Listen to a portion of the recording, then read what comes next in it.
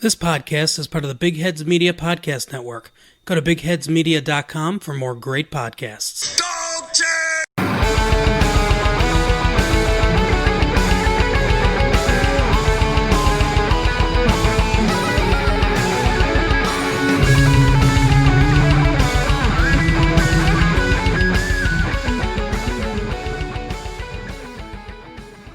Greetings, Dogpound Nation. Welcome to the Two Green Browns podcast, part of the Big Heads Media Podcast Network. I'm John Cahill, joined by Neil Dunworth. Head over to brownsaccess.com to see all our other content. Neil, how are you today? I'm very good. Yeah, that's basically it. Sorry. So, That's not a good sign for the rest of the podcast. In fact, I lost my train of thought after I said I'm very good. the whole world is falling apart, and Neil is anyhow, so we won't delve too deeply into the worldly goings on. I think we've all had our fill on Twitter and all forms of social media, but I suppose if we could just say, love your fellow man and get on about your business at the moment, really, that's about it. And help and support everyone where you can. And stay really safe. And I suppose for myself, really, I'm I to get a chance to come on and talk about football. This is our release. This is our break from the humdrum of everyday life. So a bit of escapism for a while. So Neil, what we're going to do today, we're going to start off a little series of what I've tentatively called a way too early look at each room in the Browns at the moment. So it is a way too early look. No one's touched the ball. The guys haven't even come in the door of the building yet. So what we're going to do, Neil, is we're going to look at each room, have a little look at the strengths and weaknesses of the room, and see where we could potentially see comings and goings, and have a little stab at who we think is going to populate that room at the moment from the players that are currently there. And first up, Neil, is going to be our OLine room. So our OLine room at the minute, I suppose we're probably going to say our most improved room from last year, with some draft capital and free agent additions being spent in the room. I suppose we have coming Jedrick Willis, Nick Harris, Alex Taylor as an undrafted free agent, Drake Dorbeck as an undrafted free agent, and Jack Conklin as a free agent addition this year. So in our room, we're going to end up, I would imagine, with 9 O-linemen in this room. We'll start off, Neil, and we'll tick we'll tick 4 boxes straight away. Jedrick Wills starting left tackle, JC Tretter in the centre, Joel Bitonio left guard, Jack Conklin right tackle. I would say we could get indelible ink and write those names in on the starting team sheet for the first game in August, barring injury, suspension, whatever. So in that front line there, I left a hole at right guard. What's your opinions there, Neil? Anyone you're slotting in there as a starter, or is that up for competition? Just before we get on to that, I think it kind of has to be mentioned that the offensive line, the strides have been bounding since last year, since John Dorsey has left, and obviously we didn't bring back both our bookend tackles. Well, sorry, we did. We brought back Chris Hubbard, but he's not come back in anything in what seems to be not anything like the role that he was in last year. Greg Robinson has moved on to. Sometimes the grass is greener on the other side. Horrible pun joke there. But he is most likely going to be spending some time in the penitentiary at some stage, so he won't be able to come back. But I think the exponential growth that's been made in that offensive line by just bringing in Jack Conklin and bringing in the absolute unbridled potential of Jedrick Wills. And I know we spoke about him at draft time, and I know it's been done to nearly the world's end at the moment, but the state that Jedrick Wills is held in He's an intelligent guy. That's what I like about him as well. He's he's held in good esteem by almost everyone you talk to. You know, his acumen for the game at the tackle position seems to be almost unquestioned. Obviously, look, every single prospect has things they need to work on, and he not like anybody else, or the same as everybody else, should I say, is going to have to work on a few things as well. But I think that yes, those four positions that you mentioned are probably they're most likely going to be indelible link. You mentioned injuries and suspensions. I also think that a complete another wild card on that is that if they get somebody like if they get into the facility and they start to have some reps, and it looks that Jedrick Wills isn't maybe transitioning over to the left hand side. Now, this is all pie in the sky stuff. Maybe they might go out and they might get somebody, might get a Jason Peters or someone like that. There was rumored at one stage. Personally, I don't want to see it happen, but that would be the only way that I would see that those four wouldn't be entrenched in those starting positions.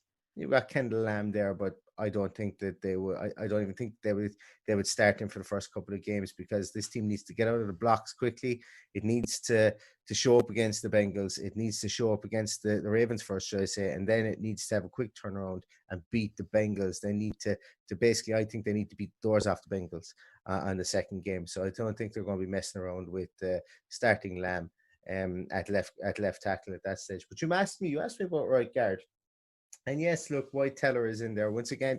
An awful lot of conversation about him over the course of the off season. Like, White Teller's pass blocking was quite good last year.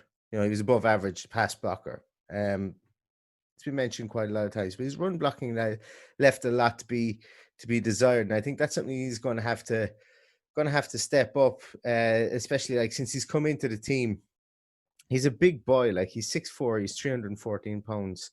Has a relationship with Bill Callahan previously. He mentioned that he actually went on a visit to Washington, met Bill Callahan. So you'd be hoping that maybe their previous relationship is something that will allow them to get off on a good foot and work through that. Jeff Lloyd and a couple of more have mentioned that they don't think that he is a fit for this team, specifically on what this offensive line is going to do. But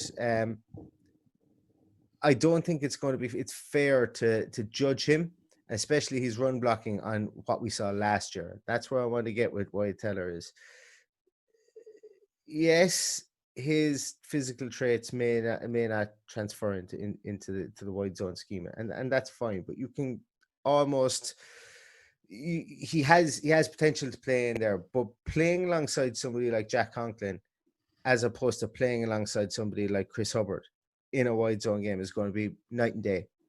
He's going to be playing with probably the best wide zone right tackle, best right tackle, should I say, in a wide zone from last year. So that's going to be a massive, massive, massive help for him. And I think he has to be the favorite in the clubhouse at the moment, Wyatt Teller, just because he's the incumbent there at the moment. But is he going to get the game? We're going to get the start there? It's all to be seen. Absolutely all to be seen. Obviously, we've got Drew Forbes and a cast of other guys behind him, but like, it's so difficult to know, and the hypotheticals with everything with this off season that's why I've got a kind of a level of uncertainty in my mind. At this point of the year, I should be able to turn around and say to you, yes, Wyatt Teller will be our right guard, and he's, as I say, he's going to get the first crack at it. Given that last year we weren't able to say this at this stage, couldn't even say which one of the four right guards that were in rotation were actually going to be our right guard at this time of the year last year. But I think this year it is going to be Teller, it is going to, or it is going to be Forbes. Maybe Colby Gossett gets a go in there as well. But as I said, Teller's strength, the fact that he's played with these guys before, the fact that he's going to have that bit more help on the outside of him in the tackle position, I think it does put him firmly to the fore at the conversation of right guard. And I think after you you fleshed that out there, Neil, right? So at that point, we're putting Teller in as obviously definitely being part of the room. So we have five, let's call them five starters there. We have four positions left to fill in the room. We have Nick Harris, who has been brought in. Nick Harris is an interesting choice there. I think Nick Harris is going to make it onto the squad, obviously, and I think Nick Harris is being groomed, obviously, to take over from JC Treader at some time in the future. He's a bit undersized for the guard position, but wouldn't surprise me if he popped up playing guard or got a few reps at guard. It'd be interesting to see how that goes. If you take, I suppose that the point I'm making here, Neil, is that there's not a lot of wiggle room for these fringe guys here on this team. And I think you might disagree with me a bit on that. If you take Nick Harris as the sixth lineman there, take Chris Hubbard as your seventh lineman, and take Kendall Lamb as your eighth lineman, there is one place left for Malcolm Pridge and Alex Taylor, Colby Gossett, Evan Brown, Willie Wright, Drake Dorbeck. And I think the likes of Alex Taylor and Drake Dorbeck obviously are, prospects for the future. They seem to be practice squad guys maybe or whatever. Did you mention Forbes? Drew Forbes, yeah. So there's no, I didn't include him in that. So say if you have Nick Harris as a sixth player, Forbes as your seventh, Hubbard as your eighth, Lamb as your ninth. You know what I mean? And then just when you're saying with Forbes there, I'm not sold on Forbes being like getting one of the. I would say Forbes is probably, and if the room stays as it is, I think Forbes is the one in the biggest competition. I think Chris Hubbard stays. I think Kendall Lamb stays. I'm pretty sure Nick Harris stays. So I think just to I'm gonna. I kind of want to back it up there a small bit and kind of. I think that Lamb mightn't stay. I don't know. I just have this feeling that they might go with Hubbard as a swing tackle, or they might try and offload Hubbard. As I mentioned time and time again, I think one of the tackles might be offloaded because offensive linemen are going to be currency because of the new CBA. I mentioned this in the podcast before. Obviously, you're now allowed dress 48 as opposed to 46, and one of those has to be an extra lineman. So I think linemen are going to be currency. So having all these guys is a good thing at this moment in time. Also, with the fact that you've got a practice squad now goes from 10 to 12, you can bring two guys up to the practice squad. They can revert back to your practice squad twice during the year without having to clear waivers. If they go down a third time, they will have to clear waivers before you can sign them back to your practice squad. So what I'm trying to get at there is that it's all about trying to identify who you can stash. And I think like the likes of Colby Gossett, Pridgeon, Willie Wright are looking to be stashed. But I also think that we could see somewhere maybe on that intermediate level, the next the swing guys. I think we could see one of those names go, and I think it could be Lamb. I think it could be or it could be Hubbard, and I've nothing to base it on. But like Kendall Lamb last year got injured. This front office owes him nothing. He got injured early enough last year. A lot of people say he's a good player. He's able to come in at left tackle, and yes, he may be able to come in at left tackle, but I just don't know. I just don't think that there's enough invested in him to have to absolutely keep him around this year. And yes, I know he will be an understudy to Jedrick Wills, but I just don't think there's enough invested in him to have to 100% bring him back or for him to make the team. He most likely will, but I wouldn't be surprised, as I say, if he was maybe someone that made way. I'm also going to back it up a small bit there. You mentioned about Nick Harris and potentially getting snaps at right guard, and you mentioned about Drew Forbes. Now, I don't think that like Nick Harris and Wyatt Teller couldn't have been two opposite specimens of human beings. If you were to put the two of them together, it would be more or less debatable if they even played in the same if they could play in the same position. Like Wyatt Teller's 6'5", he's 314. Nick Harris is obviously more diminutive at only 6 foot. But Teller is, even his way of playing, his punch, the way he's punch, his aggression, he's just that bit more kind of stereotypical from a guard point of view. The way that he punches, he's not very quick. That's the thing, and that's what might catch him. That's why he's not a good fit for the wide zone scheme. He's just not that quick. He's getting to the second level. You just don't know what it is there. We haven't really seen it from him, whether it be at Buffalo, whether it be at Cleveland. It's not to say that he can't do it, but it's not been visible since he's gotten to the NFL. But as I say, his aggressiveness is huge. He will body people, he will ragdoll them, he'll throw them around. Whereas Nick Harris is more finesse guy. He's super athletic, really, really agile.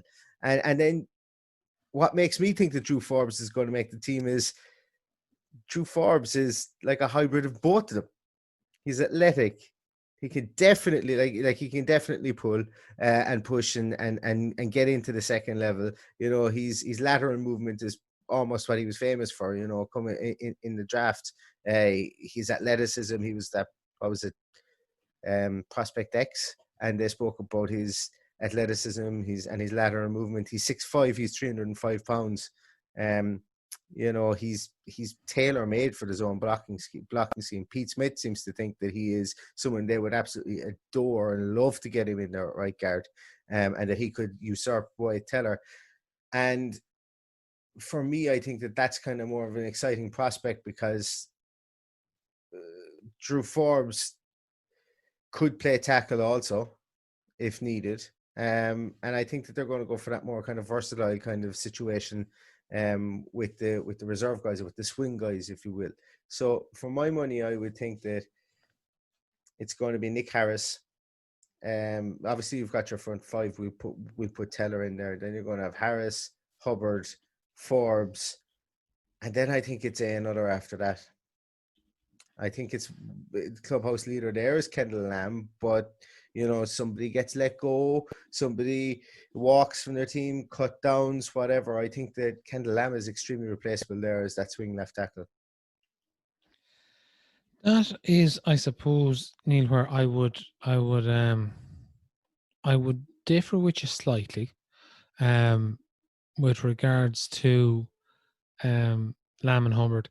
My issue with the room there, I suppose, as it sits, is it starts to get very, very thin very quickly. With regards to experience in the league, we've seen quite enough of Chris Hubbard to know he's not the future of the franchise. I suppose we haven't seen enough of Kendall Lamb to know whether he is or he isn't, but he has done it at that level. What I mean at that level, I mean to a level where, as a replacement tackle, he can play in the league.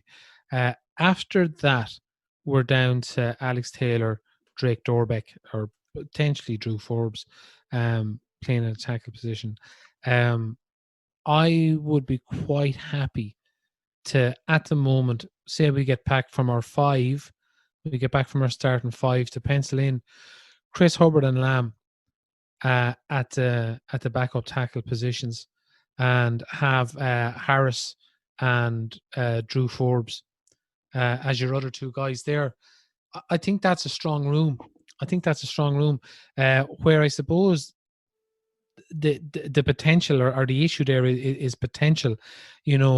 What is Alex Taylor's potential?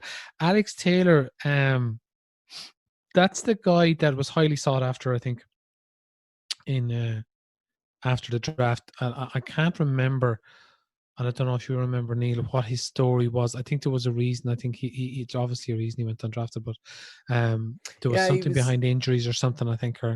Well, he was raw. He was big, tall, strong guy. He's a typical project. He's a typical late round or undrafted free agent pick with regards to, he's a big ball of clay, and if he can be molded, I always like to have a prospect, very much, I suppose, so like Drew Forbes that we got last year. There's always nice to have a guy there who is potential is untapped. Like, for example, we know what Chris Hubbard is. You know, like we know what Chris Hubbard is. We also, to a certain extent, know what Drew Forbes is, and I mean that in a more positive light, as in, you know, he has a bit of potential there. However, it's not an area I feel we can go screwing around in too much. Like, say you were saying your logic, like for moving an offensive lineman with regards to them being used as draft capital at the moment. Like, realistically, what is a Hubbard or a Lamb worth as a draft pick, a 5th or a 6th round draft pick? Yeah, I think you could Yeah. probably yeah, like if you can sneak a 5th round draft pick for Hubbard, and like I'm not advocating for Lamb to go. Like Lamb can play right tackle, he can play left tackle. Like he came in last year against Cincinnati in the last two, and oh gosh, it escapes me what other game he came in. Was it Arizona? I think he came in when Hubbard was out and played right tackle both those games, and he actually outperformed Hubbard. So I'm not advocating for Kendall Lamb. I suppose I just to kind of clarify there, I think one of the two of them will go, and I don't think we're keeping both of them. And what's your logic for not keeping both of them, Neil? I think that they're going to be trade bait. I think one of them are going to be trade bait for an extra right. For an extra but fifth. When you say trade bait for an extra 5th, again, I don't have the chart open there in front of me, but like the success rate of 5th round picks, you know, sticking around the league for how many years?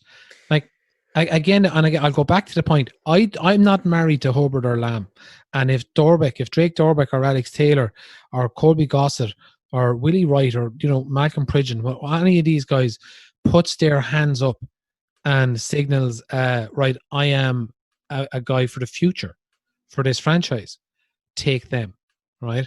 But at the moment, the money that Hubbard and Lamb are being paid, and the return on a draft pick, on a 5th round draft pick, I'd be quite happy to leave them sitting there, you know, and just be well covered. Say, for example, we're going to play the Bengals in the morning, and Wills and Conklin are out.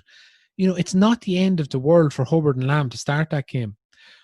If we have only one of them, then we're getting into problems then. You know what I mean? Like, we're getting into serious problems then at that point. But I know you can't plan for all disasters.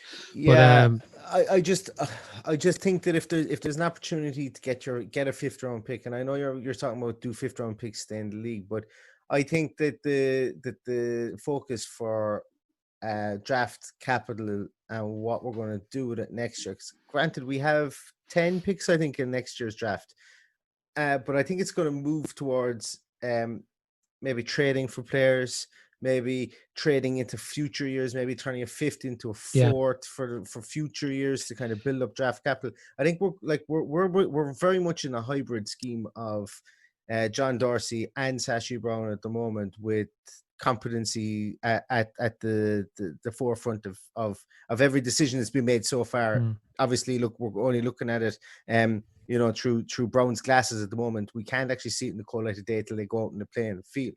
But I think that there is going to be the undertones of the quote unquote caponomics side of things here, whereby you want to push draft picks into the future and so on. So maybe let's just say, I know I'm talking about 5ths and stuff like that. Obviously, I don't know the worth of any of these guys, nor do we know the worth that other teams will put on these guys. I think Hubbard's contract was lowered specifically to what is it? I think it's 2.5 million.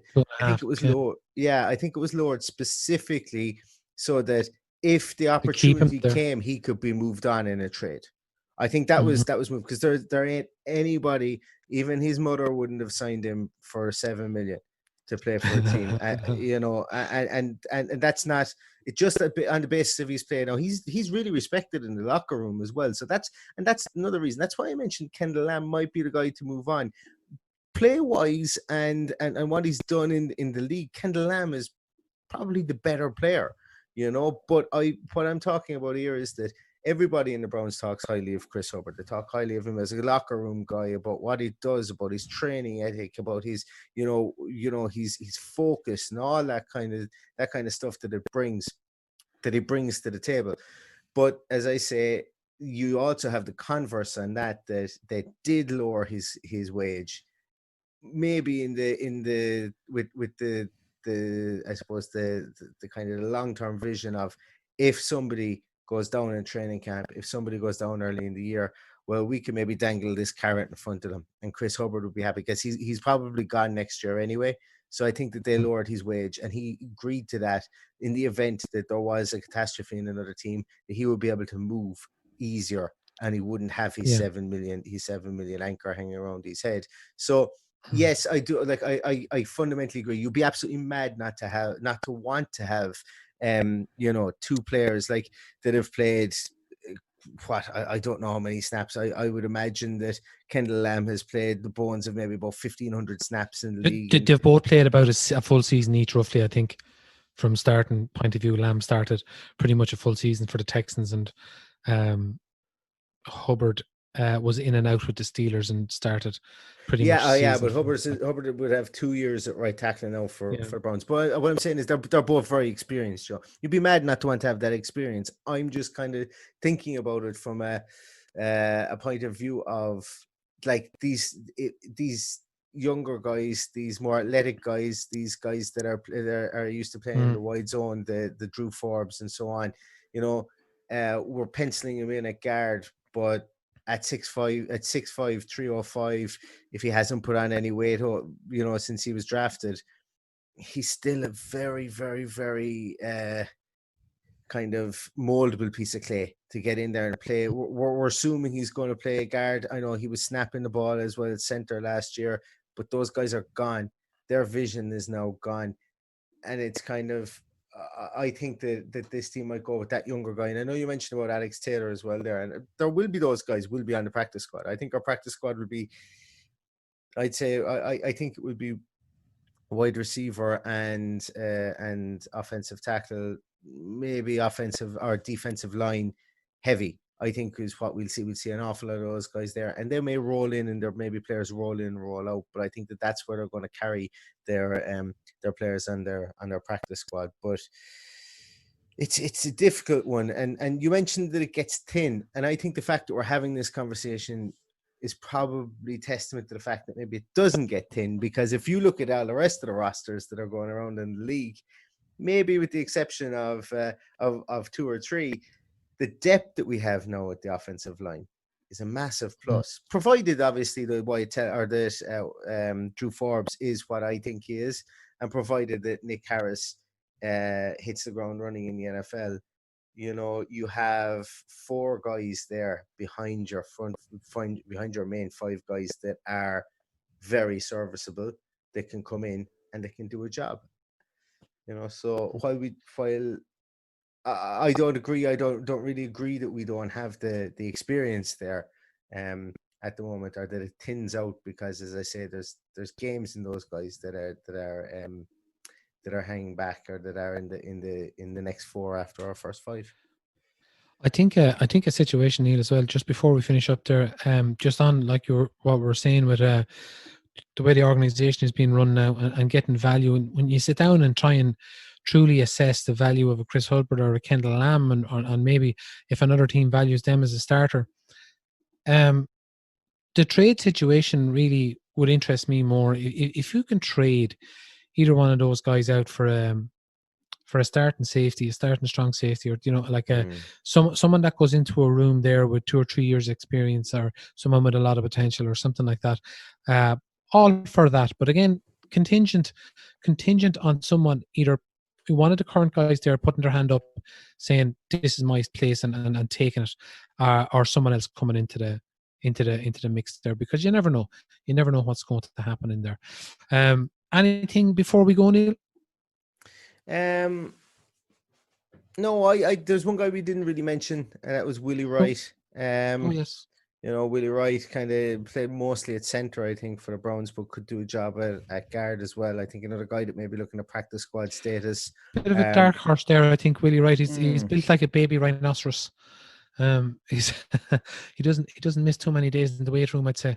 No, and he was somebody that James Campen sneakily liked last year. Now, obviously, once again, James Campen isn't here, but Willie Wright has he has stuff. if you want to Yeah, call it that way. he. You know, he I know can do he's a bit things. about him. Yeah, Yeah, he's a bit about him. he's definitely a dark horse there around the fringes if someone was to. But you brought up an interesting point there as well, Neil. You look at the guys here now. You know, very much Drew Forbes, very much a Dorsey guy, and look, you can listen to Andrew Berry tell you till you're blue in the face that that's not a thing for them, and I understand that. However, it's a different scheme, it's a different system. They want types of players, and these players just may not be the types of players that they want. So guys, guys the likes of Willie Wright or a Drew Forbes, or lads that were brought in under the last regime. Evan Brown, I think, was brought in under the last regime as well, was he? I'm not Evan sure. Brown was brought in by this regime. Yeah, he This was brought regime, in. he I was think first he's one in nearly. probably been made redundant now that Nick Harris fell. Nick Actually, Harris is there. yeah, and that's an interesting point as well. And that kind of, there's been hindsight is 2020, and as Zagura and Bishop say, you got to listen to the scores and whatever, got to pay attention to the scores. But I think that in the later rounds, there's been a couple of instances where it's almost proved that they've taken players that they really liked that fell, and they took the best player on their board or the player that they liked, and they didn't let it influence them. And I think the fact they took Nick Harris with them after bringing Evan Brown for peanuts, earlier on, even though Evan Brown had played for the Giants and for the Dolphins, they weren't afraid. It didn't negate them taking somebody they thought had a bigger future in the NFL in Nick Harris. And I think a lot could be said of that for Donovan Peoples-Jones as well. We brought in Natson as a return guy, and they bring in Peoples-Jones. And when you look at that wide receiver room, and I know I'm probably spoiler alert for the next podcast, but it causes a bit of a conversation there with regards to return man. So going back to what you were mentioning there about Dorsey guys and Andrew Berry maybe not holding that over certain people. I personally don't think he will, because I think there's been so much made of it in Cleveland with previous two regimes, should I say, that I think that they will be at least seen to give these guys a run. But I think that they're going to be smart enough not to bite off their nose in spite of their face either. So I think that they will keep who they think is the best, and I think that's what it will come down to. It'll be meritocracy as opposed to anything else. It's going to be interesting. I don't think we're going to be disappointed with the 9 people that keep on the O-line, and I still think, we can only talk about what we have, but I still think that there could be movement on that line. There could be someone could transition in there. You just don't know what's going to happen. I think there could be movement with a trade out on with somebody there, but I suppose really with the way that the NFL teams are at the moment with COVID-19 and so on, doesn't look like many people are the people are going to be looking outside their own squads, I think, at the moment for answers, until at least they know what they have and what condition people come back in from this unprecedented layoff that they have at the moment. Indeed, perfect, right? And sure, look, next day, Neil, wide receiver room is up for the next day. So once we all digested that, anyone has anything they wants discussed about wide receivers or anything, get into our inbox, and we'll get onto the wide receiver room for the next day. Anyhow, once again, thanks very much to everyone for listening. Please follow us on Twitter, myself at John Cahill _IRL, and Neil at 2 Green Browns. We'd really appreciate any retweets or tagging a friend that may like the pod to help us grow. Thanks for everything, and until next time, go Brownies.